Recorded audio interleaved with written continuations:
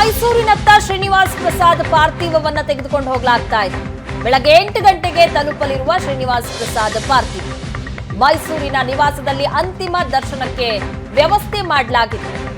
ಹಾಗಾಗಲೇ ಬೆಂಗಳೂರಿಂದ ಮೈಸೂರಿನತ್ತ ಶ್ರೀನಿವಾಸ್ ಪ್ರಸಾದ್ ಅವರ ಪಾರ್ಥಿವವನ್ನ ತೆಗೆದುಕೊಂಡು ಹೋಗಲಾಗ್ತಾ ಇದೆ.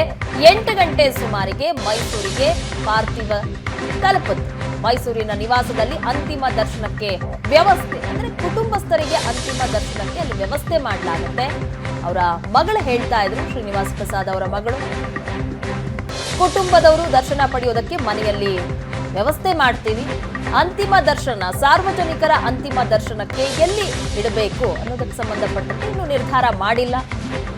ಮೈಸೂರಿಗೆ ಹೋಗಿ ನಿರ್ಧಾರ ಮಾಡ್ತೀವಿ ಅನ್ನುವಂಥ ಮಾತುಗಳನ್ನ ಈಗ ಶ್ರೀನಿವಾಸ್ ಪ್ರಸಾದ್ ಪಾರ್ಥಿವ ಬೆಂಗಳೂರಿನಿಂದ ಮೈಸೂರಿನತ್ತ ಹೊರಟಿದೆ. 8 ಗಂಟೆಗೆ ಶ್ರೀನಿವಾಸ್ ಪ್ರಸಾದ್ ಅವರ ಪಾರ್ಥಿವವನ್ನ ಅವರ ಮನೆಯಲ್ಲಿ ಇರಿಸಲಾಗುತ್ತೆ.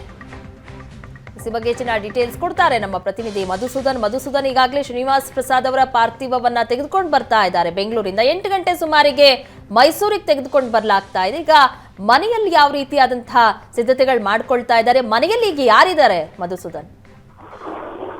ಪ್ರಗತಿ ಸದ್ಯಕ್ಕೆ ಅವರ ಜಯಲಕ್ಷ್ಮೀಪುರಂನಲ್ಲಿ ಯಾರೊಬ್ರು ಕೂಡ ಇಲ್ಲ. ಅವರು ಕೇವಲ ಕೆಲಸಗಾರ ಅಷ್ಟೇ ಕೂಡ ಇರ್ತಕ್ಕಂಥದ್ದು.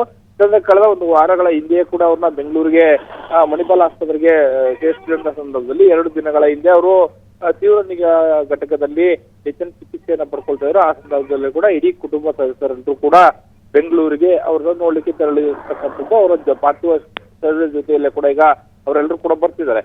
8 ಗಂಟೆ ಸುಮಾರಿಗೆ ಮೈಸೂರಿಗೆ ಅವರ ಜಯಲಕ್ಷ್ಮೀಪುರಂ ನಿವಾಸಕ್ಕೆ ಪಾರ್ಥಿವ ಶರೀರವನ್ನು ತರಲಾಗುತ್ತೆ. ಅಲ್ಲಿ ಕುಟುಂಬ ಸದಸ್ಯರೆಲ್ಲರೂ ಕೂಡ ಅವರ ಪಾರ್ಥಿವ ಶರೀರದ ಅಂತಿಮ ದರ್ಶನವನ್ನ ಮಾಡಾದ ನಂತರದಲ್ಲಿ ಮೈಸೂರಿನಲ್ಲಿರ್ತಕ್ಕಂಥ ವಸ್ತು ಪ್ರದರ್ಶನದ ಆವರಣ ಏನಿದೆ, ಆವರಣದಲ್ಲಿ ಸಾರ್ವಜನಿಕವಾಗಿ ಶ್ರೀನಿವಾಸ್ ಪ್ರಸಾದ್ ಅವರ ಪಾರ್ಥಿವ ಶರೀರದ ಅಂತಿಮ ದರ್ಶನವನ್ನ ಪಡ್ಕೊಳ್ಳಿಕ್ಕೆ ವ್ಯವಸ್ಥೆಯನ್ನ ಕೂಡ ಮಾಡಲಾಗ್ತಾ ಇದೆ. ನಂತರದಲ್ಲಿ ವಸ್ತು ಪ್ರದರ್ಶನ ಆವರಣಕ್ಕೆ ಪಾರ್ಥಿವ ಶರೀರವನ್ನ ತೆಗೆದುಕೊಂಡು ಹೋಗಿಟ್ಟು ಅಲ್ಲಿ ಸಾರ್ವಜನಿಕ ದರ್ಶನಕ್ಕೆ ವ್ಯವಸ್ಥೆಯನ್ನ ಮಾಡಲಾಗಿರ್ತಕ್ಕಂಥದ್ದು ಸದ್ಯಕ್ಕೆ ಪ್ರಗತಿ. ಈ ಸದ್ಯಕ್ಕೆ ಮನೆಯಲ್ಲಿ ನೀರವ ಮೌನ ಇರ್ತಕ್ಕಂಥದ್ದು. ಯಾರೊಬ್ರು ಕೂಡ ಕುಟುಂಬದ ಸದಸ್ಯರು ಸದ್ಯಕ್ಕೆ ಮನೆಯಲ್ಲಿ ಇಲ್ಲ ಪ್ರಗತಿ.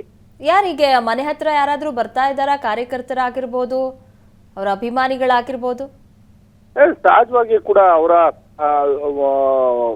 ಅಭಿಮಾನಿಗಳ ದೊಡ್ಡ ಬಳಗವೇ ಕೂಡ ಹಳೆ ಮೈಸೂರು ಭಾಗದಲ್ಲಿ ಇರ್ತಕ್ಕಂಥದ್ದು. ಯಾಕಂತಂದ್ರೆ ಅವರು 50 ವರ್ಷಗಳಿಂದ ಈ ಭಾಗದಲ್ಲಿ ರಾಜಕಾರಣವನ್ನ ಕೂಡ ಮಾಡಿದ್ದಾರೆ. ಈಗಷ್ಟೇ ಕೂಡ ನಿವೃತ್ತಿ ಆಗಿರ್ತಕ್ಕಂಥ ಹಿರಿಯ ರಾಜಕಾರಣಿ ಅವರಾಗಿರ್ತಕ್ಕಂಥದ್ದು. ಸಾಕಷ್ಟು ದೊಡ್ಡ ಅಭಿಮಾನಿ ಬಳಗವನ್ನೇ ಹೊಂದಿರ್ತಕ್ಕಂಥ ಅವರು ಈಗ ನಮ್ಮನ್ನೆಲ್ಲ ಬಿಟ್ಟು ಅಗಲಿದ್ದಾರೆ. ಅಂತ ಸಂದರ್ಭದಲ್ಲಿ ಈಗ ಪಾರ್ಥಿವ ಶರೀರವನ್ನ ತರೋದನ್ನೇ ಕೂಡ ಸಾಕಷ್ಟು ಜನ ಅಭಿಮಾನಿಗಳು ಕಾಯ್ತಾ ಇರ್ತಕ್ಕಂಥದ್ದು. ಒಬ್ಬೊಬ್ಬರಾಗಿಯೇ ಕೂಡ ಈಗ ಅವರ ಮನೆ ಬಳಿಗೂ ಕೂಡ ಹೆಚ್ಚಿನ ಸಂಖ್ಯೆಯಲ್ಲಿ ಅವರ ಅಭಿಮಾನಿಗಳು ಧಾವಿಸ್ತಾ ಇದ್ದಾರೆ.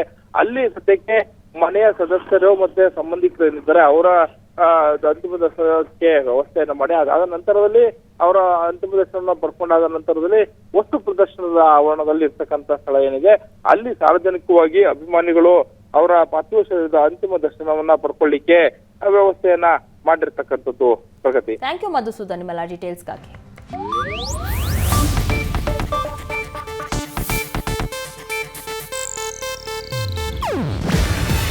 ಇದು ಏಷ್ಯಾನೆಟ್ ನ್ಯೂಸ್ ನೆಟ್ವರ್ಕ್ ಪ್ರಸ್ತುತಿ. ನೀವು ನೋಡ್ತಿದ್ದೀರಾ ಏಷ್ಯಾನೆಟ್ ಸುವರ್ಣ ನ್ಯೂಸ್.